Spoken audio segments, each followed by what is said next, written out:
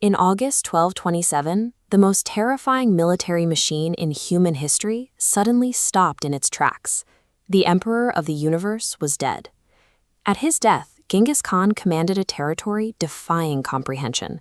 He ruled everything from China's coasts to the deserts of the Middle East. This graphic shows the global population in the 13th century. Over his lifetime, his campaigns wiped out 10% of these figures.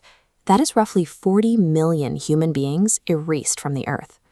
But right in the middle of a brutal campaign against the Xi Empire, the man responsible for all that devastation simply stopped breathing. His generals panicked.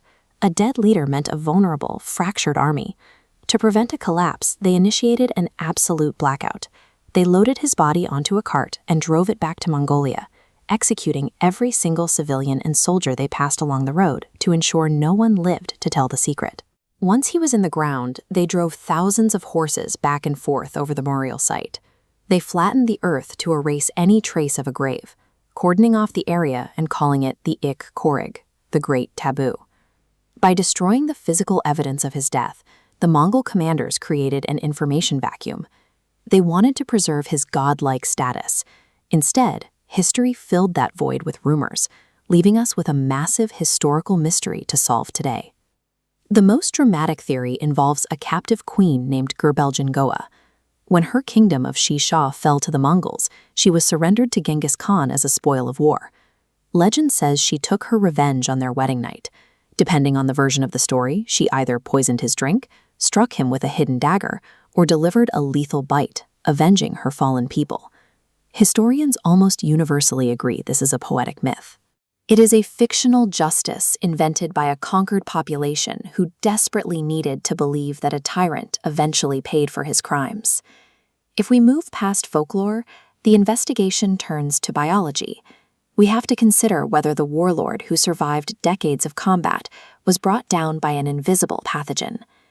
During that final campaign, the Mongol army was marching through the swampy, damp lowlands of Xi territory.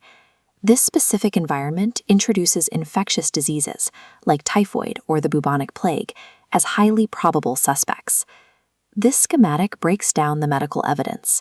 A 2004 study cross-referenced his historically recorded symptoms, extreme fever, extreme physical weakness, and internal bleeding, and found a near-perfect match with the clinical symptoms of hantavirus.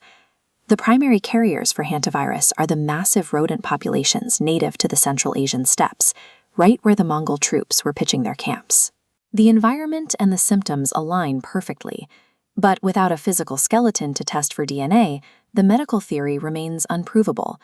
To find a grounded answer, we have to rely on verified historical accounts, specifically those recorded by the Persian-Mongol historian Rashid al-Din.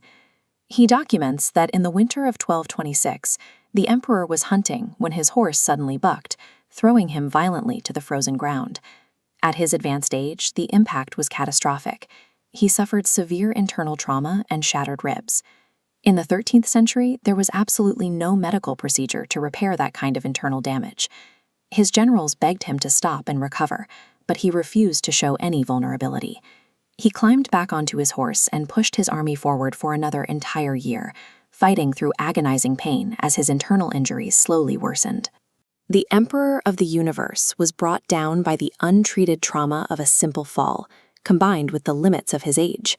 Gravity and biology achieved what no army could. This map shows the immediate consequence of his death. Once the cover-up failed and the secret broke, his singular authority vanished. The massive empire was carved up among his 4 sons, planting the seeds for its ultimate collapse. Yet his biological footprint expanded. Today, an estimated 0.5% of the global male population, 16 million people, carry his exact genetic marker. We still don't know exactly where that lineage began because his tomb remains completely undiscovered. His generals leveled that earth, wanting him to be remembered as an immortal, untouchable force.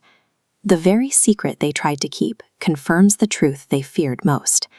The man who lived like a hurricane and slaughtered millions was, in the end, just a fragile mortal, killed by time and gravity.